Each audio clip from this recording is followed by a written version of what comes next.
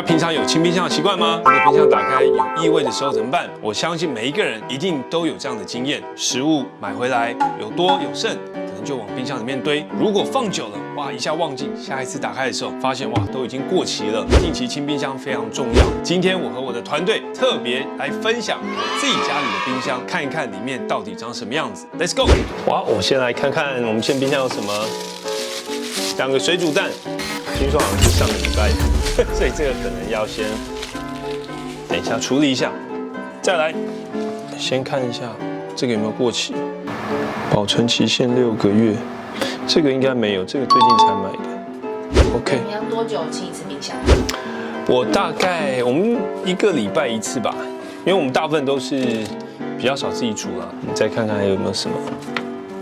其实冰箱里面大部分是我们平常叫外卖的熟食啦，啊，这个是意大利面。这是什么时候的？这袋也是2、3天前吧，应该还可以吃啦，放冰箱应该是 OK 啦。你们每天回家都会煮饭吗？你觉得嘞？当然是没有。旁边那段是肉松吗？对，这肉松。哇，这不要给大家看好了。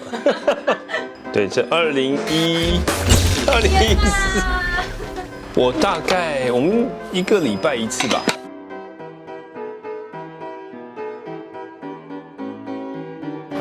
食物浪费的情况越来越严重，处理厨余的过程也会消耗能源，增加环境的负担。怎么样能够将剩食变成续食？我想这是非常重要。把冰箱整理好，让食材一目了然，也是节省食物浪费很重要的一步。我自己担任理事长的跨领域创新协会，在4月23、24号举办为期2天的一餐一餐亮晶晶续食黑客松的活动，透过创新的思维、科技的技术，能够解决剩食的问题。欢迎大家组队来参加。